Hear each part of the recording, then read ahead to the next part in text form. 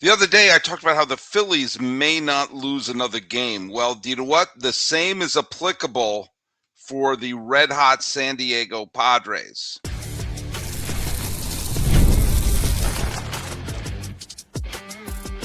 You are Locked On MLB, your daily MLB podcast. Part of the Locked On Podcast Network, your team every day.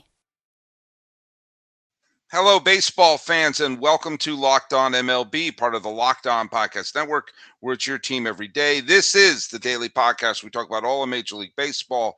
I am your host, Paul Francis Sullivan. Please call me Sully. Today's episode is brought to you by our good friends over at Kalshi. For a limited time, download the Kalshi app and use code LOCKEDON for $10 when you trade $10. All right. On today's episode, we're going to be looking at the fact that the Phillies somehow won again. The Red Sox won a dramatic series against the Giants. The White Sox found another way to walk off the Mets that was eerily similar to the game on Friday. And the entire American League West sucks.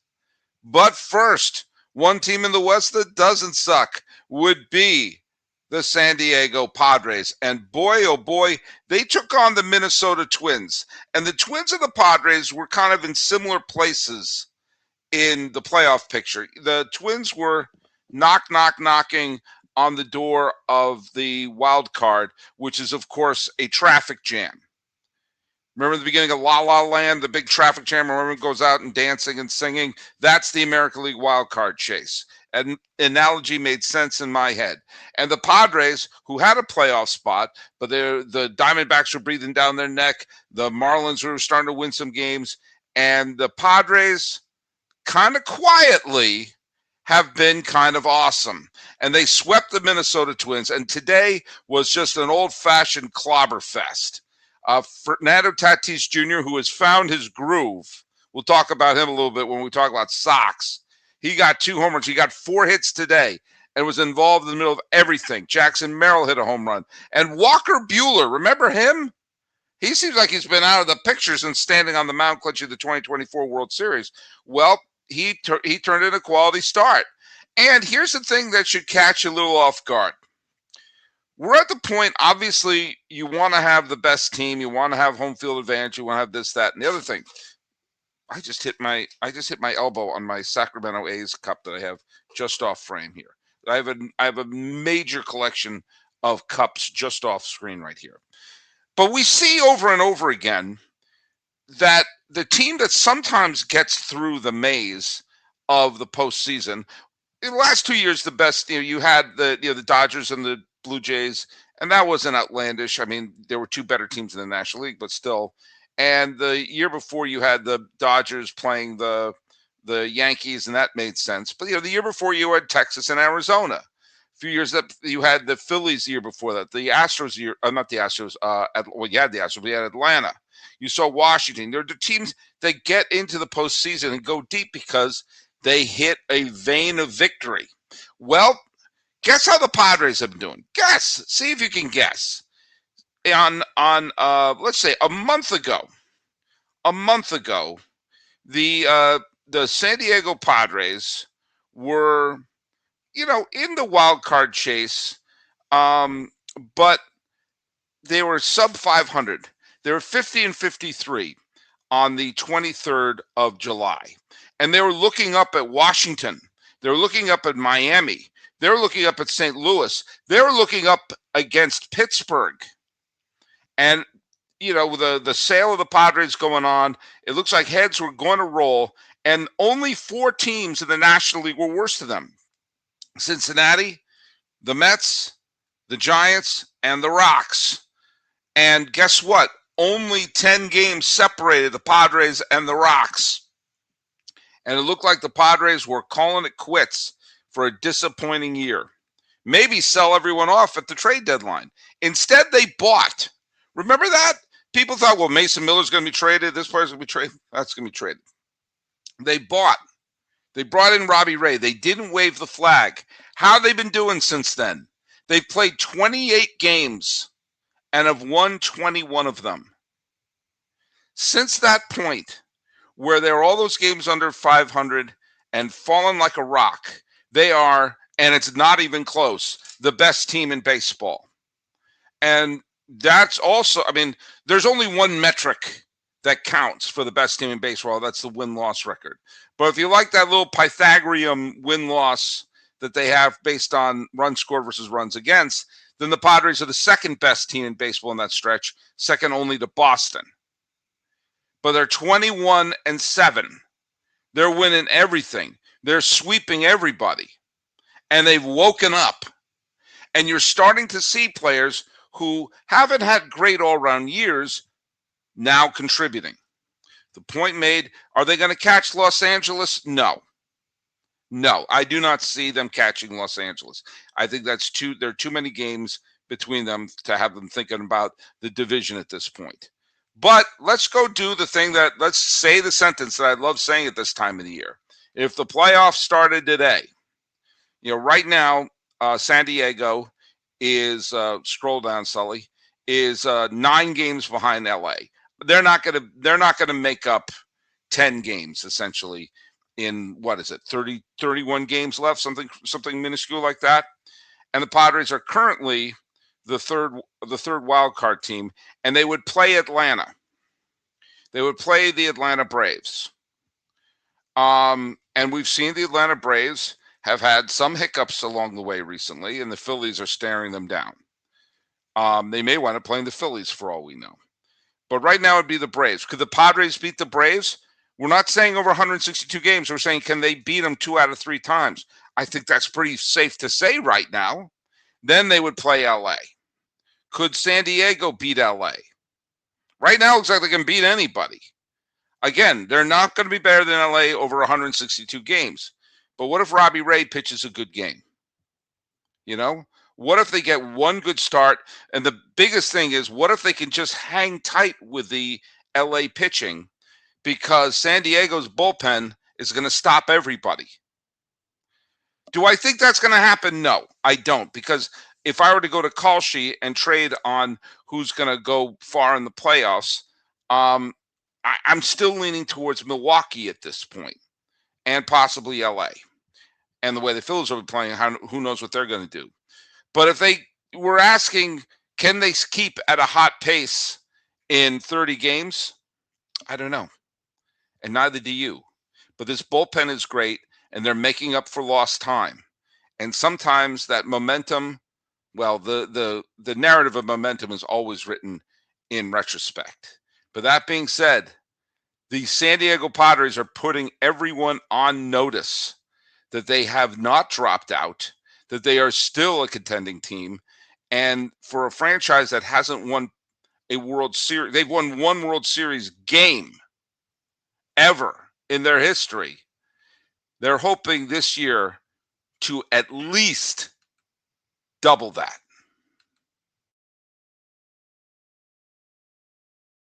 I was juggling a couple different apps the other day, and then I realized to myself, why don't I just use our friends at Clutch Parlays? Because that is their expertise. Instead of going to multiple different apps to check different injuries and betting lines, I can see it all in one with our friends at Clutch Parlays. And a little bit of bonus there is they give you data to back their bets. Maybe you want to do a double for a star player that night. They can give you the percentage of what they hit on for that exact bet. And that's why I love our friends at Clutch Parlays. But here's the offer for you. Find the best line and build smarter parlays. Track every bet and make more informed betting decisions, all with ClutchParlays.com. Right now, Clutch Parlays is offering a great deal for Locked On listeners. Your first month free on a monthly plan. They want to make sure that you get a real chance to try it out and see what it can do for you. Go to ClutchParlays.com today and use code Locked On to claim it. ClutchParlays.com. Bring together live odds, line shopping, predictions, bet tracking, analytics in one place so you can bet with more confidence.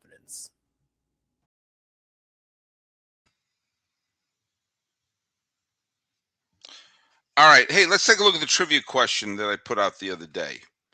What was the trivia question? Oh, here it is.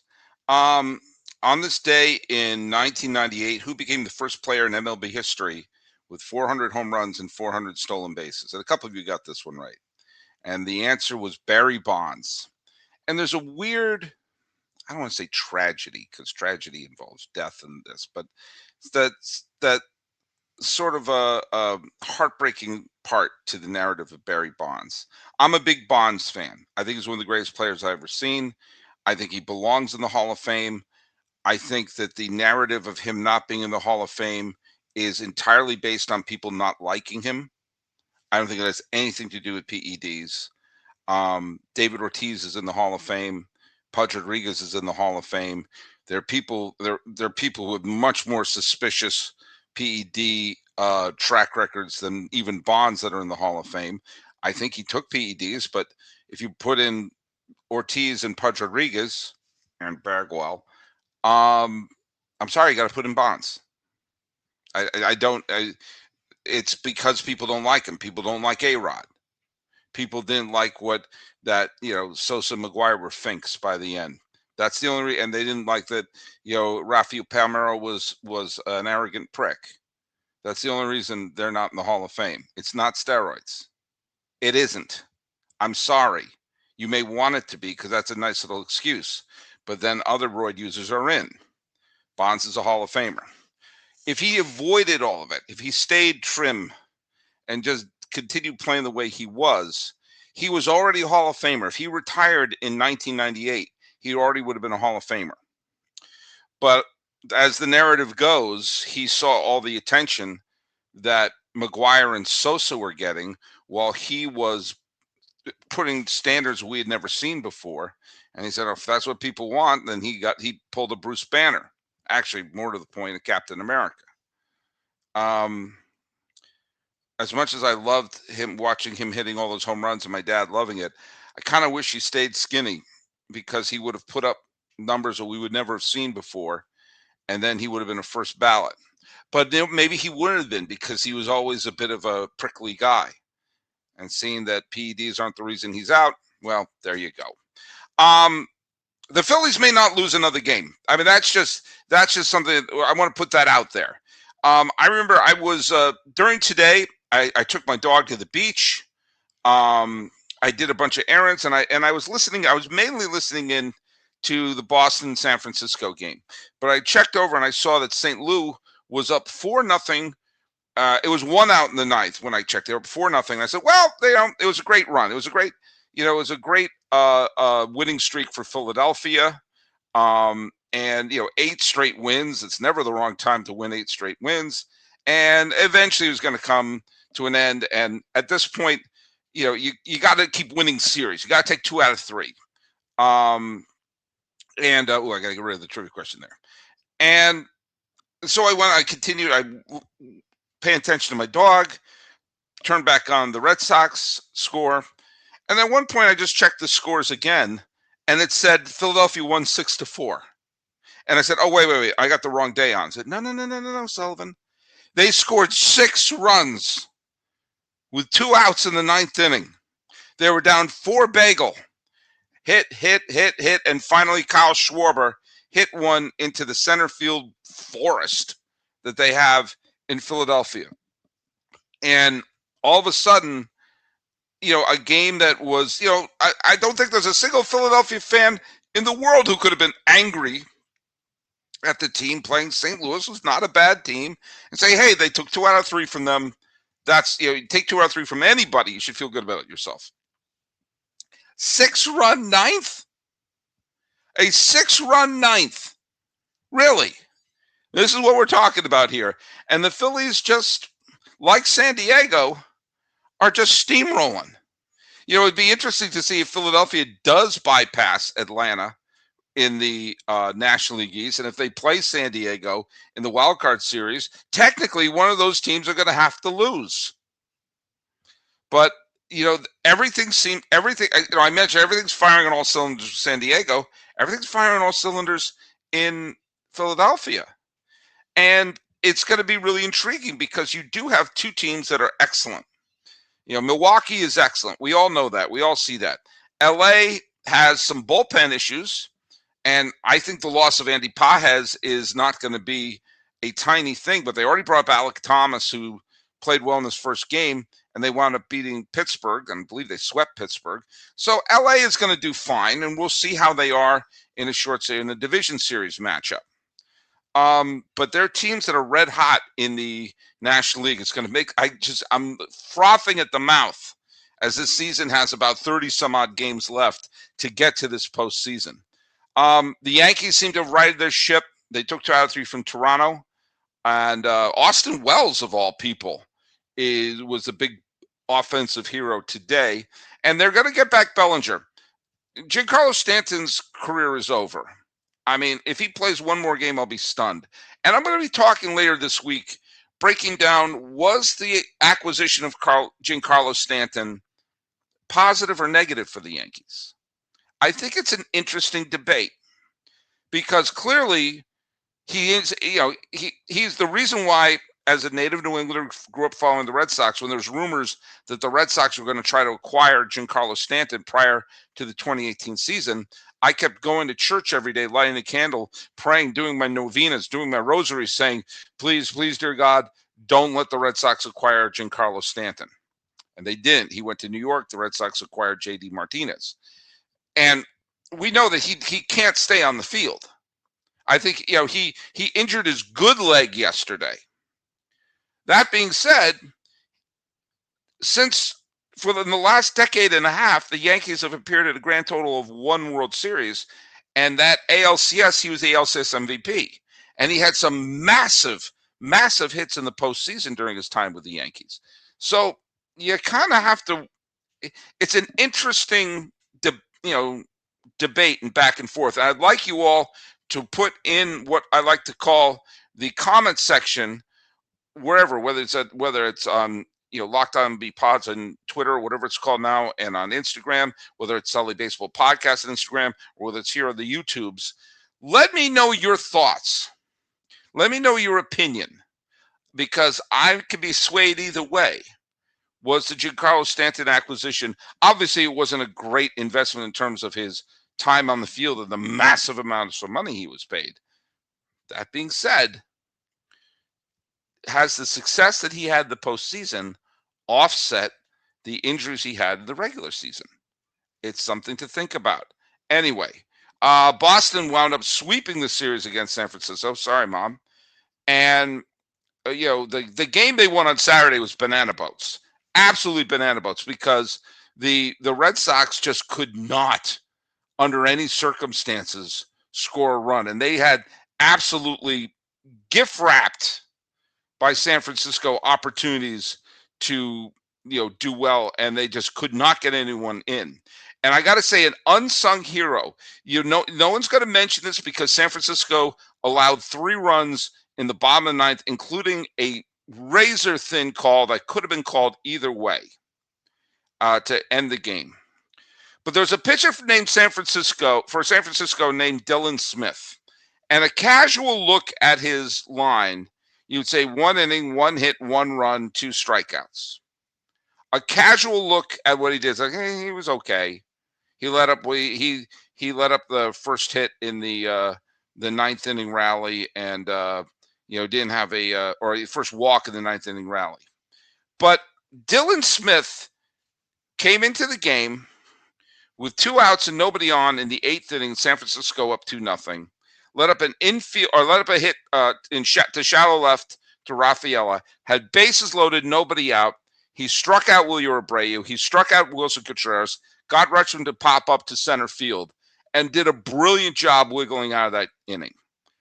And then let up a walk, and then the Giants bullpen absolutely collapsed. And the Red Sox won again today. And with that, they're cruising. For a team like them, where they're in a wild card position, the most important thing is to win series. And if you can sweep a series, great. But if you can't sweep a series, just make sure you're taking 2 out of 3, 2 out of 3, 2 out of 3. Meanwhile, in a series between the second team of 2 of the biggest cities in the country, the Mets and the White Sox, Tristan Peters came up. It was a really exciting, close game. It was 0-0 going to the 8th. Benintendi wound up driving in a run, and then the Mets tied the game in the 8th inning. And Kodai Senga, wow! I mean, he's having a nightmare season, an absolute nightmare season. and they brought him out in the ninth inning. He had pitched yesterday as well, and he wound up facing Tristan Peters, who you know is has been doing his job as an outfielder for the White Sox, and he wound up hitting his 9th home run of the season as a walk-off shot. And this is 2 days after Jake Rogers, a backup catcher who I think has played for 9 teams this year, wound up hitting a walk-off shot that, again, barely made it over the wall. So the White Sox got 2 walk-off home runs in 3 games against the New York Mets. And with that, the White Sox are, they're holding on to their spot. They are now 68-62. And that's good enough to be in first place in the American League Central. And even though the Cleveland Guardians are on a 4-game winning streak right now, and they beat up Colorado, they're still 4 games up in the loss column with about 30 some odd games to go. Again, the key for the White Sox, same as the key for the Red Sox, take 2 out of 3, take 2 out of 3, take 2 out of 3, and you are going to be, unless Cleveland goes on a rampage, take 2 out of 3 and call me in the morning. All right, when we come back, we're going to talk about the shame, the absolute shame of the American League West and a few games that the Houston Astros lost that are going to haunt them if they fall short.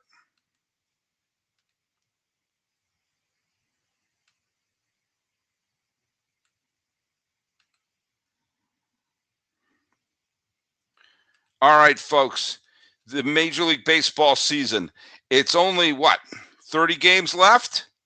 You know what? We're down the stretch we go. And make baseball season more this year on Kalshi, number 1 prediction market in America. You can trade on every single game. And not only trade on every single game, you can trade on futures as well. Let's say we talk about the Sacramento A's. We're going to talk a little bit about them in the next segment. And let's say I trade $50 on them winning the whole World Series. Do I think it's going to happen? No. But that's where the trade is. And if it pays out, the maximum payout would be, say it with me, $46,730. Not bad investment for $50. On Kalshi, you're trading against peers in a live market, meaning there's no house and there's a probability changes. You could buy in and out of your position. Download the Kalshi app. Use code LOCKEDON to get $10 when you trade 10. KALSHI. Kalshi. Trade on anything. 18 years or over only. Restrictions and eligibility requirements apply. Event contract trading involves risk and may not be suitable for all investors. Kalshi products are not available in all jurisdictions. Prices, values, and available markets may differ from those mentioned. For more information, see Kalshi.com/regulatory. Folks, it's time to take a stance. It's time to take a stance on who's been playing well in Major League Baseball. And it's time for the Everyday Icon, sponsored by Stance. As the official sock partner of Major League Baseball, Stance knows greatness isn't built in a single moment. It's earned over time and through consistency, preparation, and showing up every day. That's why each week we're recognizing one player whose performance embodies those qualities. And today, who are we honoring? Drum roll, please. I'm going to honor Fernando Tatis Jr. because he came in, he got 8 hits in the 3 games against the Minnesota Twins, 4 of them today, 2 of them were home runs, and played dynamite defense as well. Tatis isn't having the MVP type season I know a lot of San Diego fans want him to have, but now down the stretch, he's coming alive. And if he can continue to lead the Padres down the stretch the way he has been, this might be a great year for the brown and gold in San Diego. The Everyday Icon is presented by Stance. Check out the Icon collection from Stance. Premium comfort, performance, and durability designed for whatever your day brings. Use promo code LOCKEDON at checkout for 20% off your purchase. Stance, the official sock partner of Major League Baseball. Learn more at stance.com.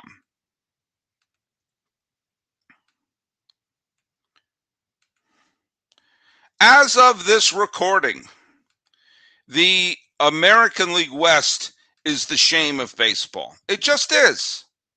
Right now, based on the fact that the Texas Rangers won their game against the Angels and the Houston Astros lost their game to the Sacramento A's, the Astros and the Rangers are tied. Not a virtual tie, an absolute tie, 65 and 66.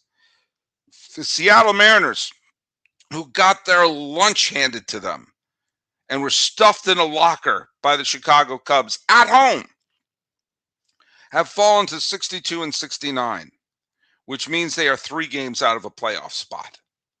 The Houston Astros are about to play the New York Yankees, who seem to be figuring things out. The Texas Rangers are going to be playing the Chicago White Sox, a first-place team who, as I said, needs to win 2 out of every 3 games. The Philadelphia Phillies are playing the Mariners, and the Phillies have forgotten how to lose. There is a much larger than zero possibility that all 3 of those teams are going to lose that series that they're about to play, which means they'll be further down from 500, and it will be approaching September. And of course, today, if the Astros, because again, this is a razor thin race, a game here or a game there is going to mean just about everything. And the Astros today lost a game where they were winning 6-0 to the Sacramento A's, who are terrible. 6-0 at home. And they lost. They let up 7 runs. 7 runs. And here we go. On 20 days ago, the Houston Astros were 58 and 55 and opened up a 2.5 game lead on the Texas Rangers. 3 game lead on the Mariners. And it looked like, do you know what? We may avoid the indignity of a division title winner being sub 500. The Astros suddenly remembered how to win. They wanted a great stretch. They leapfrogged the Rangers and said, we'll take this division, thank you very much. Well, how has things gone since then? I'll tell you how. They are now 7-11. They're pulling a Slurpee. 7-11, which is not good. And they have now fallen sub 500. But the sub 5, it's beyond that. It's some of the teams that have been playing. If you circle the schedule and you say, what are some of the teams we're playing? We've climbed back into first place. And who are some of the teams that we're going to be playing? Well, the last teams that they've been playing have been, in division, Seattle, the Angels, and the A's. And you're looking at those and saying, okay, Seattle's not very good, not playing well, should take care of them. And the Angels and the A's are practically the 2 teams in the American League who are legitimately out of it. The Royals, by the way, are on a big law, have won a ton of games in a row. They're not going to do anything, but at least they're building their win-loss record to slightly more respectable. But the Astros are playing the Angels at home and the A's at home. And you're thinking, that is the time to pad your win-loss record. How'd they do? They lost the series to Seattle. The only game they won was that weird game where they were losing. Then Vasquez hit the 3-run home run in the bottom of the 10th or 11th. Forgive me, I can't remember. Then the Mariners won the next 2 games. Okay, here come the Angels. They stink. They lose 3-1 to the Angels. Then they squeak out a 3-2 victory. Congratulations, you beat the Angels 3-2. Fine. Then they lose 18-3. The Angels crushed them 18-3 at home to lose that series. Fine. Here come the Sacramento A's. They stink.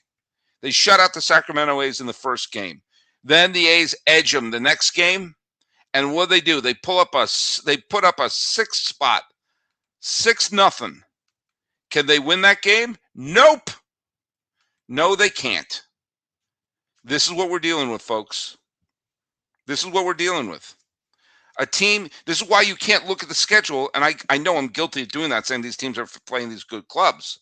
Maybe they'll show up against the Yankees, but they didn't show up against the Mariners. They didn't show up against the Angels, and they didn't show up against the A's. The Angels and the A's are the two legitimately terrible teams in the American League, and they beat them in their home ballpark, and the final loss in both those series were humiliating. And if they lose this division by a game or so, look back. Remember when the Angels were too good for you? Remember when the A's were too good for you? At this point, I don't care which team it is. If it's the Mariners, the Rangers, or the Astros, at this point, I don't care. I just want one team to act like they're trying to win a division, because I don't want the indignity of seeing a sub-500 team be a division winner. I want the worst division winner to continue being the 2005 San Diego Padres, who finished the season 82-80. And technically, they finished the team's season 500 because they lost all 3 games in the postseason. But that's not how we do things. They were 82-80 in the regular season. I want that to remain being the worst division winner we've ever seen. And I don't care which one it is. I don't have the vitriol for the Astros that some of you have. Couldn't care less about the Rangers. And while I like the Mariners and I would like to see them win, at this point, just give me someone above 500. Someone above 500, please. And keep on winning. Well, this week I'm going to be bringing up the Giancarlo Stanton question. I'm going to be talking about some of the let's call them shenanigans involving behind the scenes with the Dodgers that should be getting everyone's antenna up. This could be really, really best case scenario. What's going on with the Dodgers? If everything we go through is on the up and up and everything, the absolute best case scenario is it's super sleazy. Worst case scenario is, well, haul them into Congress. But that's a different episode, and we're going to talk about that later this week. And I want to thank you so much for making Locked On MLB your first listen. Now, on video, we send you to the first ever 24/7 YouTube channel on MLB, and check out the audio of Locked On MLB Game Night. Have that be your second listen. Follow us at Locked On MLB Pods on Twitter or whatever they call it now, and on Instagram. I'm your pal Sully, Sully Baseball Podcast Instagram. Check out the in memoriam video that is in the description of the video. Today's trivia question revolves around this day in baseball history. And this day in baseball history, Pete Rose, and it's a fact about his suspension that a lot of people always conveniently forgot, signed and agreed to his suspension on this day in 1989. Here's a trivia question. Who is the only player ever traded for Pete Rose? Pete Rose went to free agency at 2 points in his career, but only one person was ever traded 1-for-1 for Pete Rose. That's a trivia question for you. Talking about the red-hot San Diego Padres, the red-hot Philadelphia Phillies, the red-hot Red Sox and White Sox, and the ice-cold American League West. This has been Locked On MLB. I am your host, Paul Francis Sullivan. Please call me Sully.